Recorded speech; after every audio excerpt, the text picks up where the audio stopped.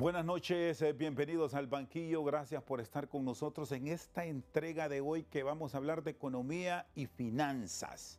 Vamos a revisar la proyección que se tiene de la inversión en este año que ya estamos cerrando, que se puede hacer en apenas 3 meses que nos restan prácticamente del año, con la actividad política de por medio y con los cierres de la administración actual, porque vamos a un nuevo cuatrienio con una presentación de un presupuesto que, si bien ya lo tiene el Poder Legislativo, seguramente no, es que va a ser objeto de reformulación si es que finalmente se aprueba por este Congreso o se opera con el ejercicio fiscal 2025, y será la nueva administración del país que tendrá que definir muchas prioridades. Pero de eso ya los expertos que nos acompañan hoy, la licenciada Nancy Ochoa del Departamento de Banca y Finanzas de la Universidad Nacional Autónoma de Honduras y un respetado economista del país, don Ismael Cepeda. Antes, y a propósito de economía y de hablar con ellos, hay un tema económico que está mucho circulando en redes sociales y que implica imágenes de este programa y de otros compañeros de la Corporación Televicentro. A todas las personas que han tenido acceso a un link que se distribuye y circula en redes sociales, en donde hablan de que si usted invierte una cantidad mínima, puede obtener rápidamente hasta 78,000 lempiras por esa inversión. Estamos hablando de que aquí es el uso de inteligencia artificial.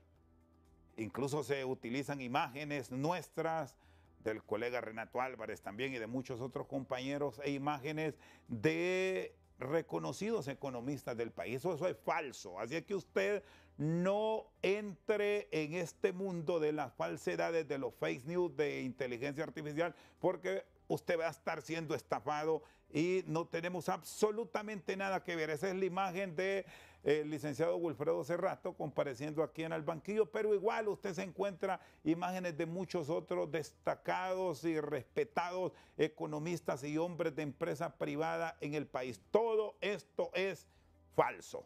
Bueno, dicho esto, bienvenidos a nuestros invitados. Y bueno, a propósito, ya que estamos en actividad política, los binomios son buenos, pero ese binomio economía y política como que ahora no encaja a la perfección. Doctor Ochoa, buenas noches. Buenas noches, muchas gracias por la invitación.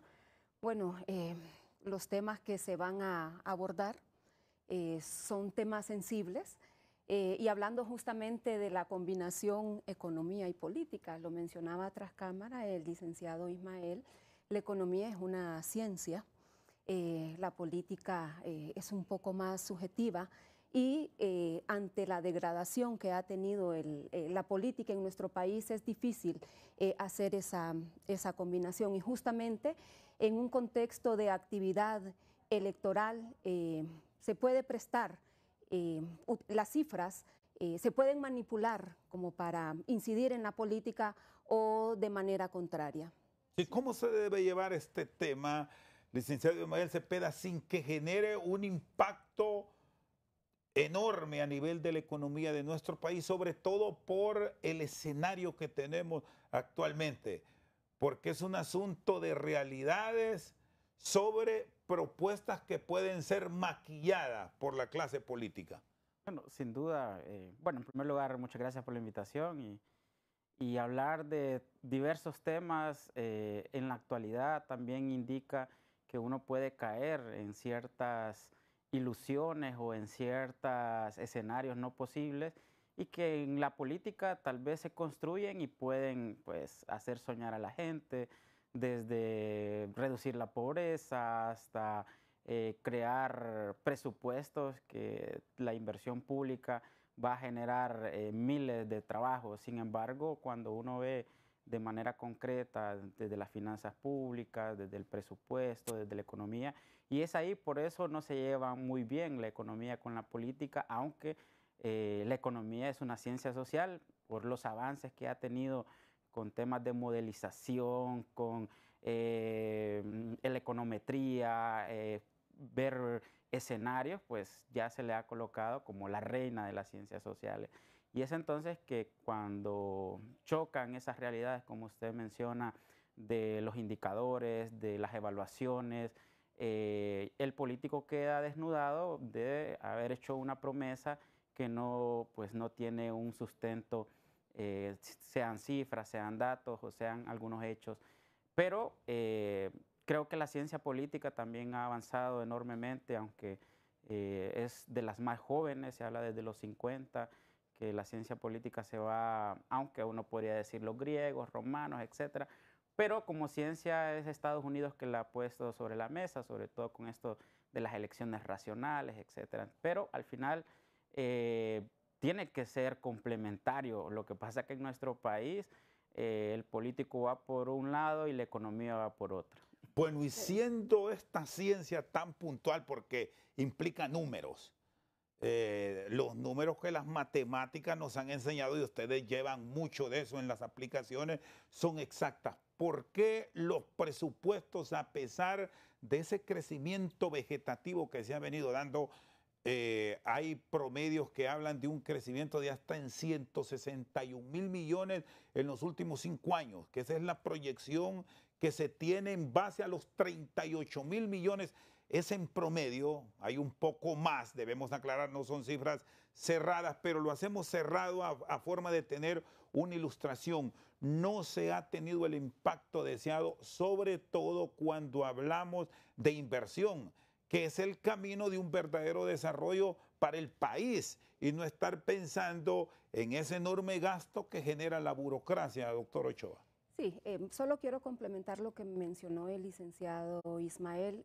Un mecanismo como para poder entender desde la economía y complementar la política es abocarnos a los datos cuantitativos y cualitativos, ¿verdad? Él mencionaba cómo se han diseñado modelos y nosotros, yo quiero hablar desde la experiencia de la academia, nosotros cuando enseñamos sobre finanzas, sobre economía, indispensablemente tenemos que relacionar con contextos políticos, no podemos desarraigar esos comportamientos con el tipo de política, con el tipo de gobierno incluso.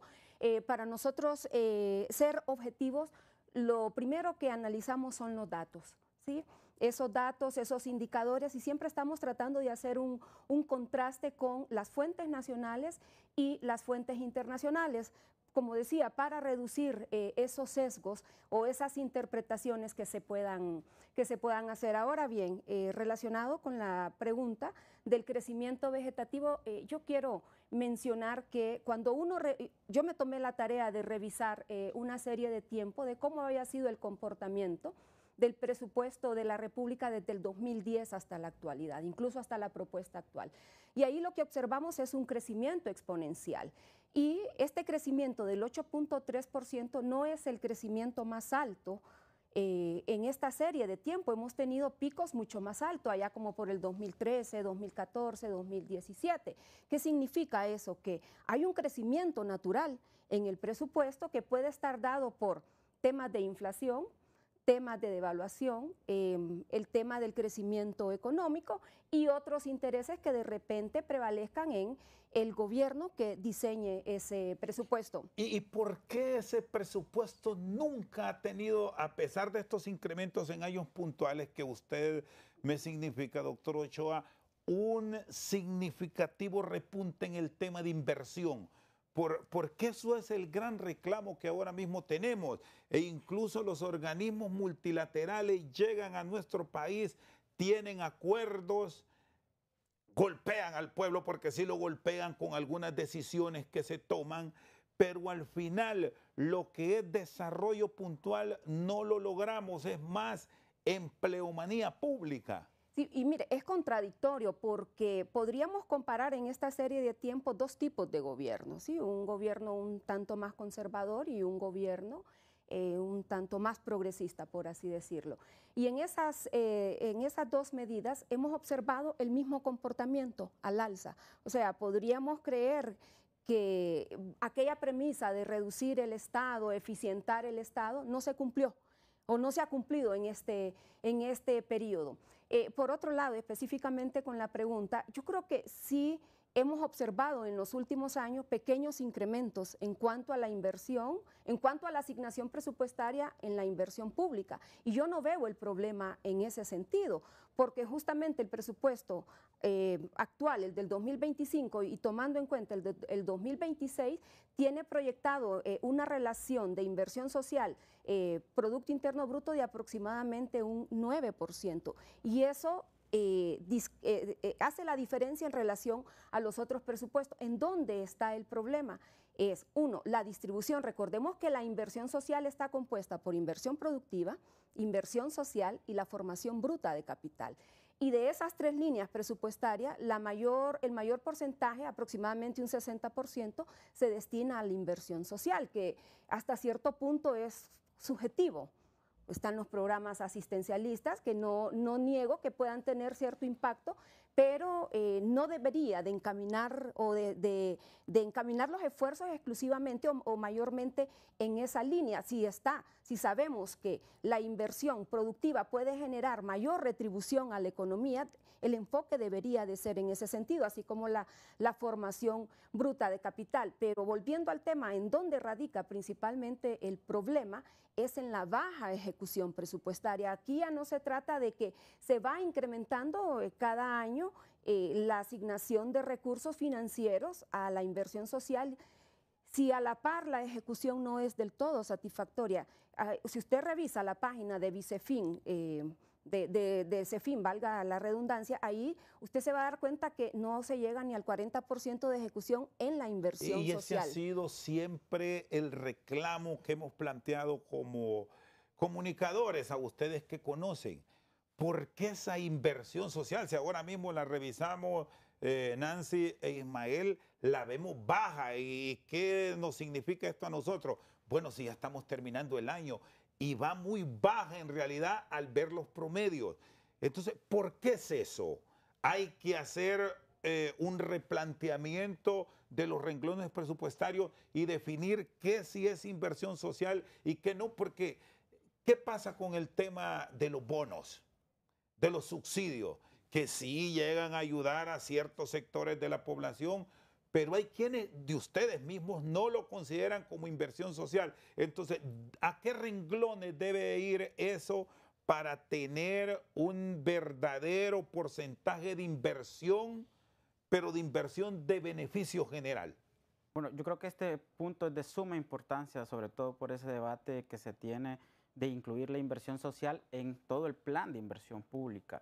Es decir, los debates han pasado de manera conceptual, de decir, bueno, ¿a qué le llamamos inversión social? Si al final todo el gobierno como tal, como administrador del Estado, pues se le asigna recursos a salud, educación, lo que tiene que ver con infraestructura, llámese el Fondo Hondureño de Inversión Social o lo que puede manejar con la Secretaría de Transporte e Infraestructura, etcétera. Entonces hay un debate que ya de a poco se ha ido eliminando, sobre todo porque los gobiernos han podido incrustar pues, de manera muy fuerte, decir, estamos haciendo inversión social, pero aquí se entrelaza otro tema de suma importancia, que es la evaluación real de todos estos programas, si realmente reducen la pobreza o solo la contienen. Por ejemplo, el Banco Interamericano de Desarrollo, cuando tuvo esto del bono 10.000 en su auge en gobiernos anteriores, pues hubo un estudio que generó mucha controversia sobre que había una reducción de la pobreza extrema, pero esas personas solo escalaban y eran pobres relativos, es decir, consumían sí la canasta básica de alimentos, pero no consumían la totalidad de la canasta básica de bienes y servicios, que esos son como los parámetros para medir la pobreza de manera estándar a nivel mundial. Entonces, ¿que estos programas sociales realmente están combatiendo la pobreza, la están disminuyendo o solo la están conteniendo? Entonces, la inversión social, entre comillas, los gobiernos la han conceptualizado y por eso se le ha incrementado enormemente el presupuesto. Y ya no solo son las secretarías que están dedicadas a la inversión social, sino uno ve, por ejemplo, en el anteproyecto 2026 hasta el Banco Central de Honduras, que uno diría, pues es el ente regulador de la política monetaria, cambiaria, crediticia, pero hasta ellos tienen un programa de más de 3.000 millones de lempiras en un tema de moneda cultural, si no mal recuerdo, que pues, es un tanto de información que hay presupuesto, pero entonces uno dice, ¿es una inversión social o es un programa de proyección de cultura económica o de posibilidad donde la gente esté mayor informada de la política monetaria? Entonces, ¿a qué le llamamos inversión Se social? suponía que la Secretaría de Desarrollo Social, lo que conocemos como Sedesol, Sedesol, por ejemplo. iba a ser la que captaría todo este recurso. Pero ahora encontramos, bueno, usted me menciona el Banco Central, está la Secretaría de Gobernación y Descentralización, hay partidas para los alcaldes que como tal han indexado otros recursos para este tipo de programas, los maneja la Empresa Nacional de Energía Eléctrica con subsidio, desarrollo económico. Bueno, no sé si hay hasta organizaciones no gubernamentales siempre con renglones presupuestarios alrededor de estos temas. ¿Debe concentrarse a una sola o eso es también crear mucha burocracia a nivel de un superministerio? ¿O qué recomiendan ustedes como economistas? Porque esto lo va a ejecutar ya la nueva administración de país. Sí, bueno, creo que es evidente que solo al ver el renglón de sueldos y salarios, de personal permanente o el personal o de suministros, etcétera, cuando uno ve el presupuesto por objeto de gasto, durante la última década pues se ha exacerbado y uno dice, ¿cuál es la lógica de mantener hasta duplicidad, triplicidad de funciones de cada secretaría? Claro, tiene que ver con temas de corrupción, temas de nepotismo, temas de enchambar, como decimos popularmente, a los militantes del partido y que uno ve, por ejemplo, en temas de infraestructura, 5 o 6 secretarías, es decir, he mencionado el Fondo Hondureño de Inversión Social, la Secretaría de Infraestructura y Transporte, uno ve hasta los diputados gestionando, entre comillas, estos proyectos de agua y alcantarillado, etcétera. Pero uno ve, por ejemplo, el tema de la mujer, hay 2, 3 secretarías, el programa Ciudad Mujer, lo que tiene que ver con la Secretaría de la Mujer, o agarra temas de transparencia, si uno ve el Tribunal Superior de Cuentas, el Instituto de Acceso a la Información Pública, la misma Secretaría de Transparencia y Lucha contra la Corrupción.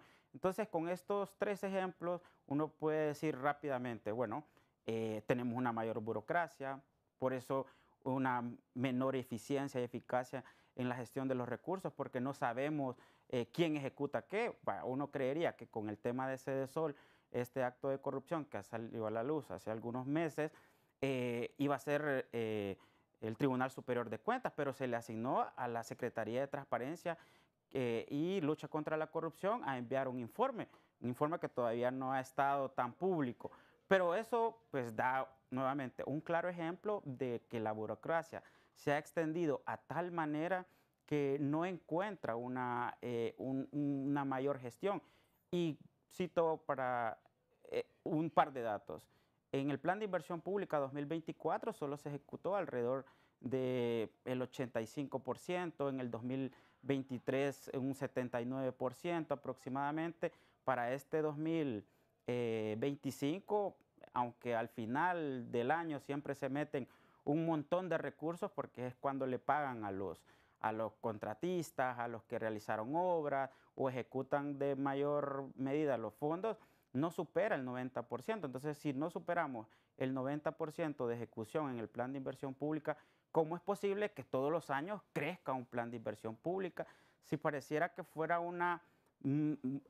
es una mal conceptualización de cómo presupuestar, porque si sabemos durante varios años que no ejecutamos ni siquiera el 95% del presupuesto, ¿por qué seguimos incrementando?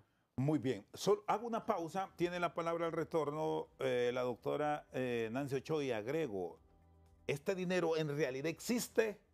¿Está en las arcas de la Caja Única del Estado o solo es papel? Porque partamos de esa inversión del 90%, sobre el 10%.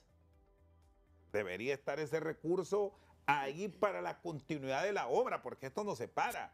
hay obras que no se concluyen y se supone, o la lógica nos indica que se le da la continuidad a posteriori. Entonces, en vez de tener lo que aprueban para el siguiente año, hay más. Pero, ¿qué ocurre? Después de la pausa, los especialistas aquí nos explican. Seguimos esta noche al banquillo. Están con nosotros los economistas Nancy Ochoa e Ismael Cepeda. El tema de la ejecución presupuestaria a fin de año, que no se hace al 100%, por lo menos con la proyección que se aprueba un año antes. ¿En realidad hay sobrantes o solo es parte de ese presupuesto para el año siguiente y allá se empieza de cero prácticamente? Sí, recordemos que parte del presupuesto se complementa con financiamiento. Hay básicamente dos líneas presupuestarias ahí que se denomina préstamos y colocación de títulos valores. Ese es un dinero que obviamente no se logra completar a través de los ingresos corrientes o vía tributos, entonces no queda de otra que buscar financiamiento. Y buscar financiamiento no es aprobamos el presupuesto ahora y yo voy a ir a buscar un 20, un 29% de recursos así tan fácil. O sea, el gobierno tiene que hacer toda una gestión ante los organismos financieros internacionales y gobiernos y otras entidades que creen en el país. Al final no se logra obtener, por ejemplo, el problema que tenemos actualmente, la colocación de los bonos. ¿Cuántas subastas se han realizado que no han sido exitosas? Por eso observamos no somos creíbles ahora mismo, por eso no se han logrado colocar estos bonos, o es que la tasa de interés que se está ofreciendo es muy alta y eso genera contención del actual gobierno. Es una combinación de varios factores, porque si vemos la proyección que tiene el país internacionalmente, si lo medimos con la tasa de riesgo país, el país ha manejado de manera aceptable, ¿sí? De hecho, ahorita tenemos la tasa más baja, 3.11%. El hecho de que venga una misión del Fondo Monetario Internacional y nos evalúe de manera positiva nos está dando cierta credibilidad para tener acceso a acreedores financieros. Puede estar en las condiciones del mercado con tasas de interés. Recordemos que la colocación de bonos depende de la tasa de la Fed, de la Reserva Federal de Estados Unidos. Diferenciales cambiaron, o sea, es una fórmula y la tasa de riesgo país. Entonces, cuando se junta esos elementos, quizás esa tasa de interés en esos bonos no es del todo atractivo y entonces eso interrumpe esa colocación de bonos. No se logra de manera concreta adquirir todo este financiamiento y por eso, eso era lo que iba a mencionar, observamos en una línea de tiempo de 15 años que el presupuesto no se logra ejecutar más del 80-85%.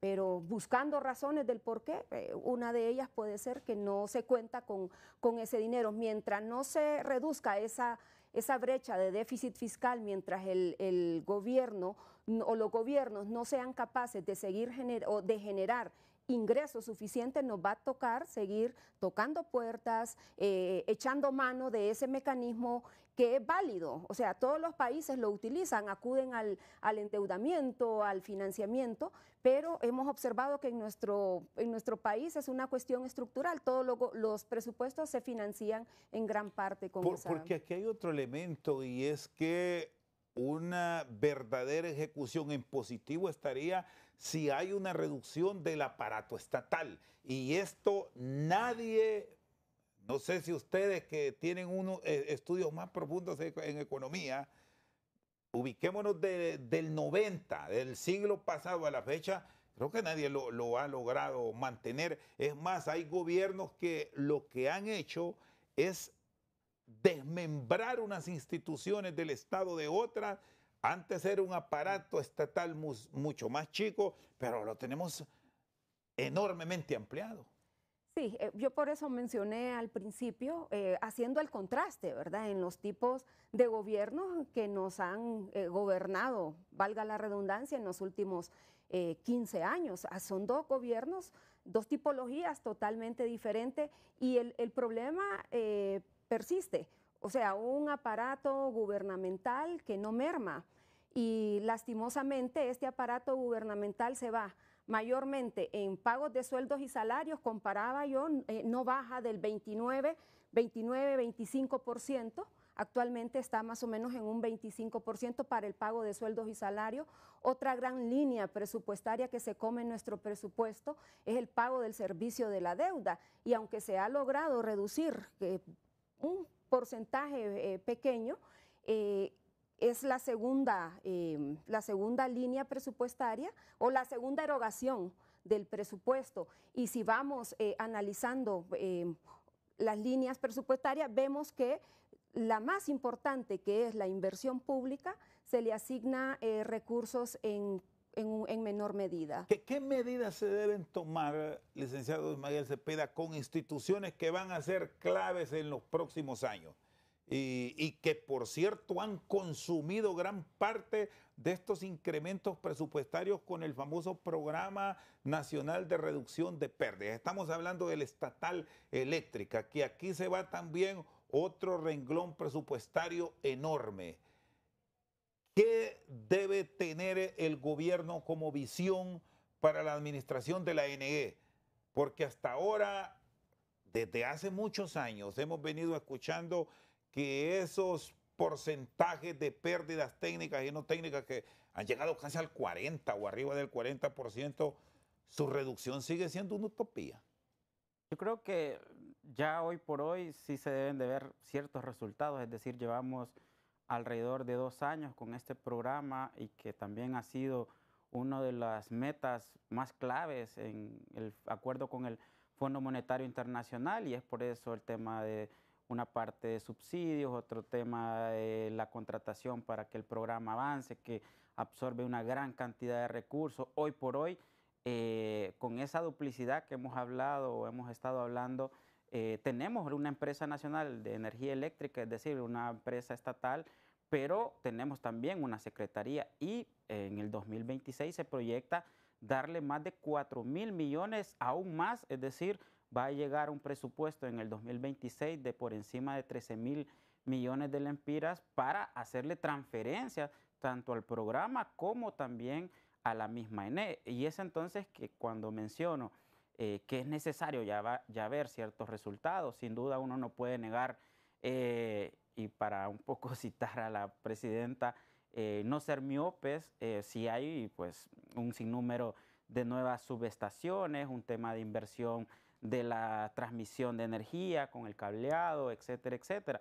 Pero ¿dónde está el impacto? Es decir, ¿dónde vamos a ver una reducción de nuestra factura residencial, comercial? Como también ver un poco la eficiencia energética que puede tener nuestro aparato productivo, que si una de las quejas para la atracción de inversiones extranjeras y nacional es que exista una tensión importante para producir, es decir, maquila, manufactura, aún el tema manufactura agrícola, etcétera, pues que exista entonces una sostenibilidad energética. Y también, claro, no podemos dejar de lado todo el tema socioambiental, es decir, que estos nuevos proyectos que se están priorizando, uno de ellos el tablón, entre otros, pues que tenga todos los criterios y estándares internacionales de protección al medio ambiente y pues a las comunidades que son impactadas. ¿Y hay modelos, Ismael, que se puedan seguir a propósito del Fondo Monetario Internacional, que se nos volvieron especialistas, y es lo que nos han trasladado históricamente en recomendaciones? Pero ¿por qué se falla tanto en la ANE? Porque aquí venimos teniendo registros, creo que desde el gobierno del presidente Maduro, con el proyecto de las 7 ciudades, que se generó inversión, y ahora en la administración actual, porque sí se han hecho modificaciones en cuanto a la potencia, la ANE la seguimos teniendo igual, tal cual. Se sigue siendo ineficiente, sobre todo. Bueno, me gusta siempre hablar con algunos casos y ejemplos. Por ejemplo, hay un centro de salud que se ve ahí en la montaña de la Flor, que se está ahí analizando, pero el ingeniero eléctrico me dice que no, tengo que lanzar para que funcione ese centro de salud, pues conectarse, no soy ingeniero eléctrico evidentemente, soy economista, pero debe conectarse a una línea secundaria que le llaman, que tiene cierta potencia. Entonces, ¿qué pasa? Que no están los estudios, no se avanza, pero es eso, que al final, aunque hagamos miles de millones de inversiones, por eso hablé de la sostenibilidad eléctrica, de cómo entonces hay una tensión estándar que pueda levantar. En el caso, este ejemplo que di del centro de salud, pues necesitará pues, conectarse de más lejos o crear un aparato ahí que pueda conectarse, etcétera. Entonces, pareciera que todos estos miles de millones pues no están generando las condiciones reales de lo que necesitamos. Y con ese ejemplo... Y puede ser, no sé si quiere intervenir, doctora, aquí un tema que está dañando ahí, y lo pongo, es el político, porque sirvió más para emplear activistas y no los técnicos que le pueden dar a una solución. Y vuelvo, ¿por qué entonces los acreedores no ven eso y ponen un alto? Y decir, aquí no hay recursos si no hay un plan efectivo para esta institución, porque ahora hablamos del ENE, pero igual ahí hay otras instituciones que con eso de que vamos a mejorar y vamos a poner plata, seguimos esperando. Podemos mencionar la empresa hondureña de telecomunicaciones, la empresa hondureña de correos, en países como Estados Unidos, eso es un éxito. Seguimos pensando en el ferrocarril, ahora ferrocarril interoceánico, y si uno ve, por ejemplo, las secretarías actuales para el 2026, por ejemplo, el tema energético, el Banco Interamericano de Desarrollo, el Banco Centroamericano de Integración Económica van a dar una gran cantidad. Y como usted dice, Rosendo, al final no solo es la energía, hoy porque estamos con este ejemplo, pero si usted agarra salud, todo el tema, siempre hay recursos del BID que son de los pioneros hace un par de décadas con el tema de la descentralización de la salud y siempre hay una gran cantidad de recursos por endeudamiento para supuestamente mejorar la salud y descentralizarla, pero volvemos, todo este gran problema que tenemos hoy, por ejemplo, con las enfermeras, y si hablamos de miles de millones de aumento, de más de 10.000 millones de lempiras para el 2026 de servicios personales, es decir, de los sueldos y salarios, ¿por qué no se mejoran las condiciones de las enfermeras, por ejemplo? Doctora. Sí, no, yo quería referirme al tema de la ENE, que es el caso que ha surgido. Como todos sabemos, desde 1990 se dio el desmantelamiento de todas estas empresas públicas y eso pues ha persistido. Lo quiero conectar con lo que está ocurriendo con el gobierno actual. Un gobierno socialdemócrata, socialista demócrata, que apuesta al fortalecimiento del Estado, y yo en esa búsqueda de argumentos lógicos del por qué ese incremento en los presupuestos, una de las respuestas es, bueno, el tipo de gobierno necesita el fortalecimiento del Estado a través de la inyección de recursos, a través del presupuesto. Y podría creer que por esa vía se sigue apostando a rescatar las empresas estatales, principalmente el tema del ENE. Y no es desconocido que desde que el país suscribe cartas de intenciones o solicita ayuda, por ejemplo, con el Fondo Monetario Internacional, la ENE ha estado en la mira. No solo se menciona en la suscripción actual, si podemos revisar acuerdos anteriores, se ha insistido en el fortalecimiento o la reestructuración que de repente pueda indicar a una privatización, por así decirlo, y caemos a un gobierno que como lo mencionaba, se está resistiendo a que se haga dicha transformación. El problema que se observa aquí... Perdón, que esta es una palabra prohibitiva, hablar de privatización. Pero no podemos negar, sí, no podemos negar que hay tres pilares fundamentales: privatización, liberalización y desregularización, que son los que sustentan el actual modelo. Y la ENE, en el modelo actual, ¿cuál es la salida que tendría para tener una forma como amortizar estos gastos que siguen creciendo? El problema aquí, no, para mí el problema no es tanto la falta de recursos. El licenciado Ismael lo mencionaba y lo vemos porque hay asignación presupuestaria a una política sectorial de salud que está debilitada. Pero hay recursos, el sistema de salud, el sistema de educación, hay recursos. O sea, volvemos a lo que mencionamos anteriormente, es la efectividad de la ejecución de los recursos. Queremos invertir o ejecutar estos recursos de repente no con las capacidades necesarias para que en realidad tenga un impacto. O sea, al final, repito, los recursos están ahí, aunque no en su totalidad, pero la pregunta central aquí, ¿por qué no hay una efectividad plena? ¿Por qué no se logra revertir esa situación en cada uno de los sectores que año a año se les inyecta mayormente recursos? Veamos la propuesta del 2026. El sector de salud lleva se le asigna una gran cantidad de recursos y no podemos negar. Yo creo que lo bueno también hay que mencionarlo, basta con salir de la ciudad y uno se va a dar cuenta que sí han habido avances, por lo menos en reestructuración de infraestructuras de escuelas. Usted se va por toda esa zona de Occidente y se va a dar cuenta que han habido mejoras. Entonces, esa es una pequeña muestra de que si en realidad se ejecutara el presupuesto que se planifica, los impactos podrían ser mucho mayores. Muy bien, hago la pausa. La ley de justicia tributaria, ¿qué rumbo toma? La misión del Fondo Monetario Internacional está en el país. Se ha reunido con el Consejo Hondureño de la Empresa Privada y la notificación que se ha dado es que ya no es prioridad su aprobación porque están varios renglones presupuestarios en el ejercicio fiscal 2026 que nos han dicho dependen de esa ley de justicia tributaria, pero el fondo, con quien hay un acuerdo, dice que no. Después de la pausa lo analizamos.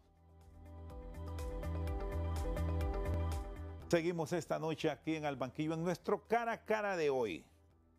¿Qué va a pasar con la ley de justicia tributaria? Se ha pretendido aprobarla en los últimos 2 años, no se han obtenido los votos. No han logrado esos 65 votos para su aprobación. Ahora está la misión del Fondo Monetario Internacional en nuestro país y tras una reunión con el Consejo Hondureño de la Empresa Privada, el panorama es otro. Nuestro cara a cara de hoy. Cara a cara es presentado por Jet Stereo. Expande tu mundo con soluciones que te transforman. Jet Stereo, cuando quieras lo mejor. Muy bien. El Consejo Hondureño de la Empresa Privada ha dicho que ya no es necesario aprobar la ley de justicia tributaria. Hoy el comunicado de prensa del Fondo Monetario Internacional que está en el país dice: debido a recientes informes en los medios de comunicación, Emilio Fernández Corujedo, jefe de la misión del Fondo Monetario Internacional, emitió la siguiente declaración. El personal del Fondo Monetario Internacional se encuentra actualmente en Honduras para llevar a cabo una inversión de programa bajo el servicio ampliado del fondo y el servicio de crédito ampliado.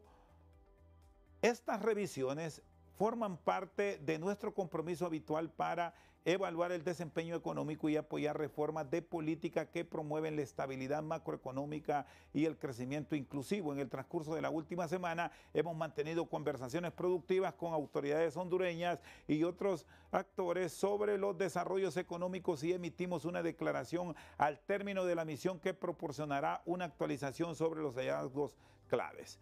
Durante nuestras conversaciones reiteré que el apoyo del Fondo Monetario Internacional a Honduras tiene como objetivo fortalecer las políticas que puedan fomentar finanzas públicas sostenibles y un crecimiento equitativo, al tiempo que se protege a los más vulnerables. Las políticas económicas implementadas bajo el programa de las autoridades, respaldado por el Fondo Monetario Internacional, han promovido con éxito la estabilidad macroeconómica en medio de la prudencia fiscal y una sana acumulación de reservas internacionales. Nuestro enfoque está en apoyar el desarrollo económico del país y el bienestar del pueblo hondureño. La implementación continua de las políticas estructurales acordadas en el marco del programa respaldado por el fondo, incluidas acciones adicionales para crear espacio fiscal que permita apoyar la inversión pública necesaria y el gasto social es clave. El fondo sigue reconociendo la importancia de las acciones para reducir exoneraciones fiscales que son elevadas en comparación con otros países de la región. Como tal, la reforma tributaria continúa formando parte de la agenda económica del gobierno. De cara al futuro también seguimos priorizando el trabajo con todos los actores pertinentes de cara a la evaluación del Grupo de Acción Financiera del 2026. No dice nada de la Ley de Justicia Tributaria, el fondo. Ahora, ¿qué dicen respetados economistas de la nación?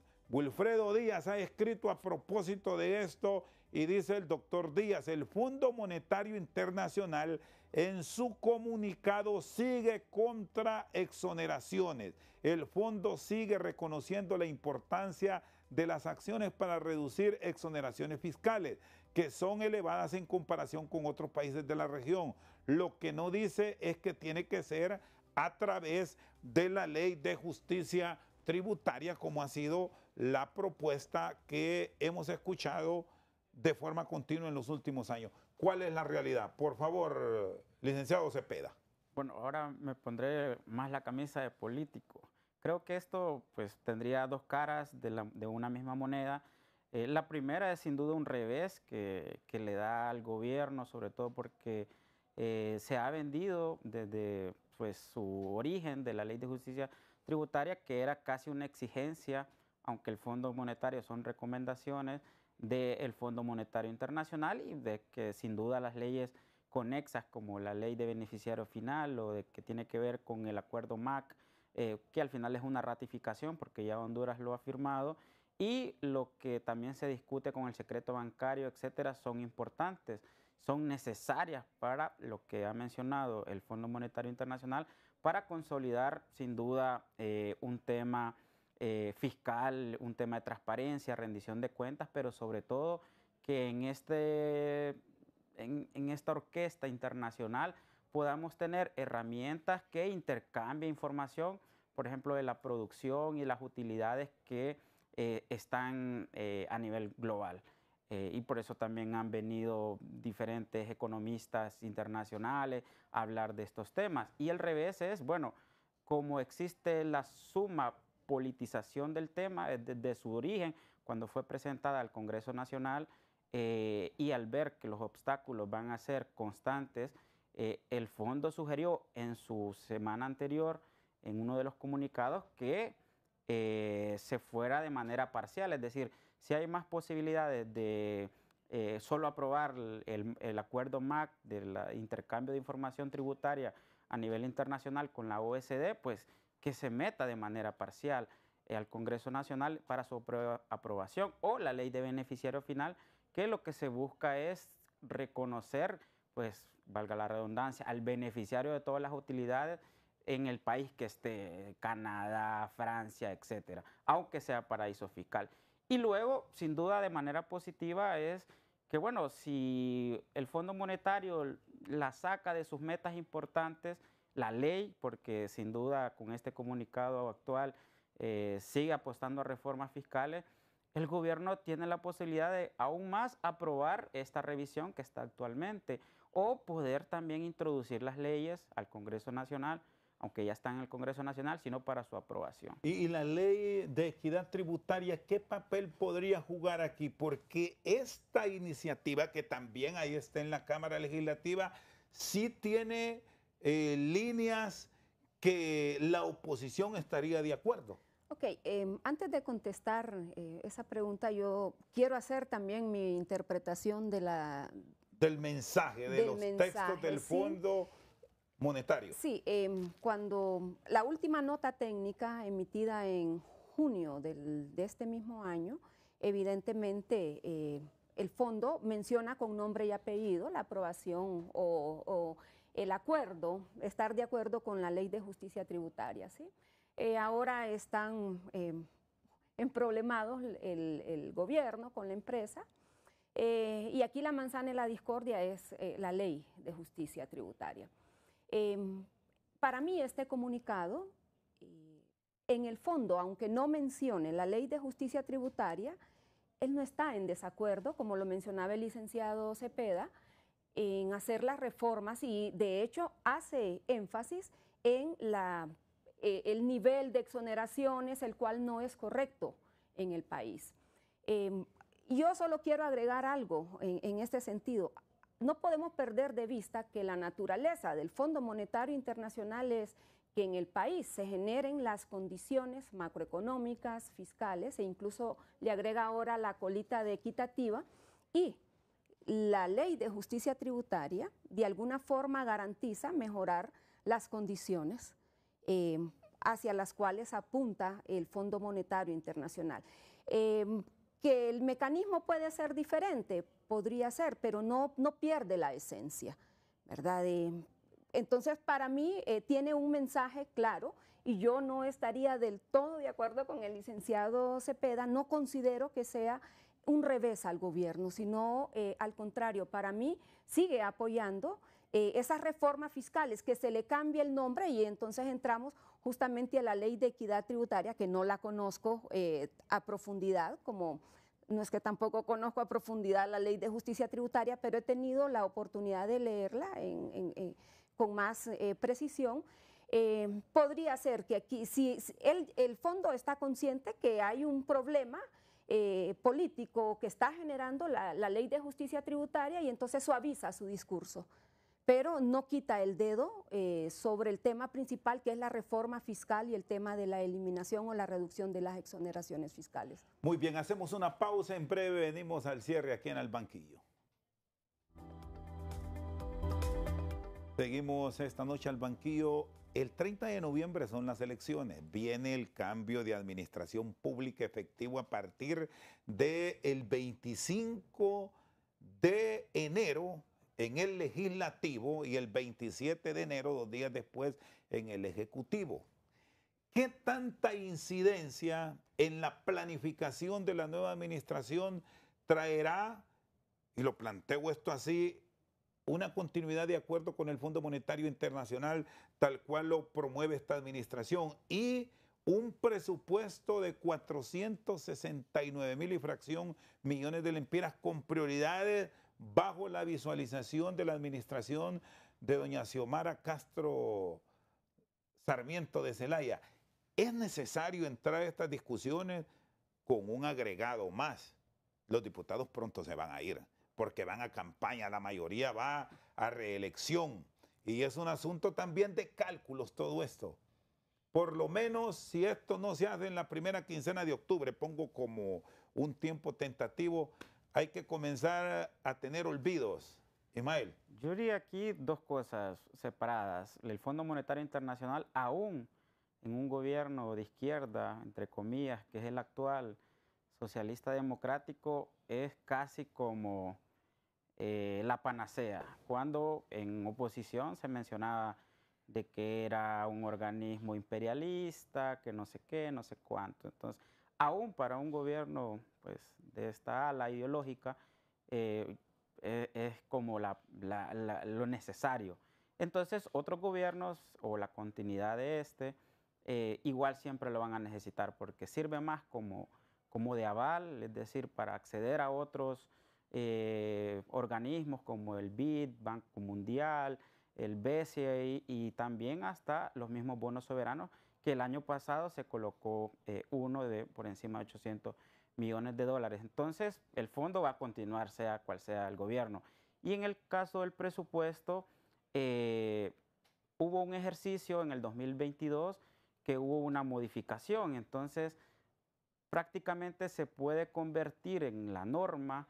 Es decir, se deja aprobado un presupuesto para el próximo gobierno, pero se modifica en abril, y eso fue lo que hizo el actual gobierno cuando le habían dejado un presupuesto como alrededor, si no mal recuerdo la cifra, de 280,000, 290,000 millones de lempiras, pero lo modificaron y lo extendieron a más de 350,000 millones o 360,000 millones de lempiras. Entonces, Eso posiblemente suceda para el próximo año, aunque se apruebe este presupuesto, aunque los últimos años se ha aprobado en enero, bueno, este 2025 el presupuesto se aprobó en febrero, entonces ya violentando el ciclo presupuestario, es decir, la Constitución manda antes del 30 de diciembre, pero pues lastimosamente en toda esta profundización de la politización partidaria de cosas tan importantes como el presupuesto, pues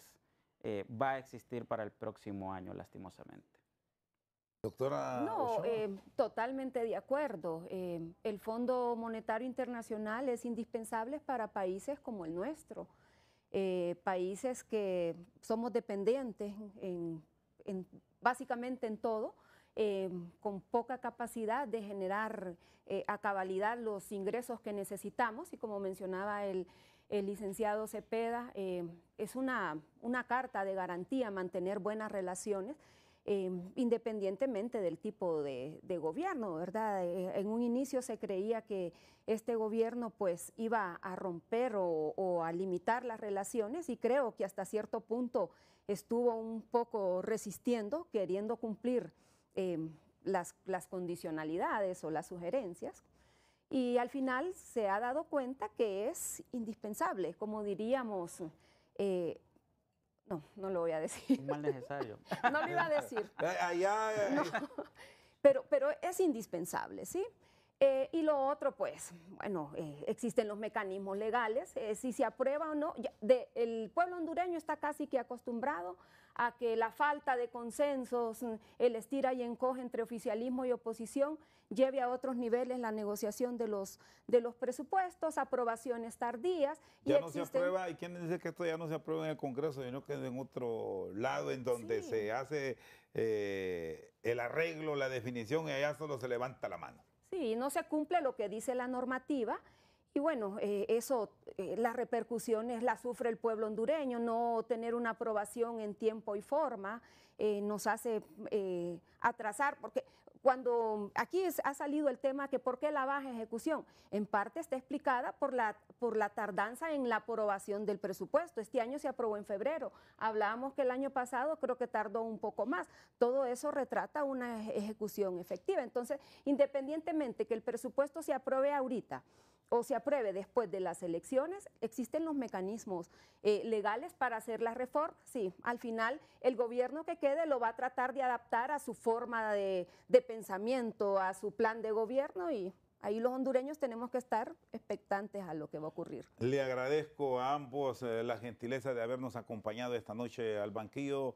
Nancy Ochoa es la jefa del Departamento de Bancas y Finanzas de la Universidad Nacional Autónoma de Honduras, e Ismael Cepeda, un destacado economista nacional. Por su sintonía, muchas gracias.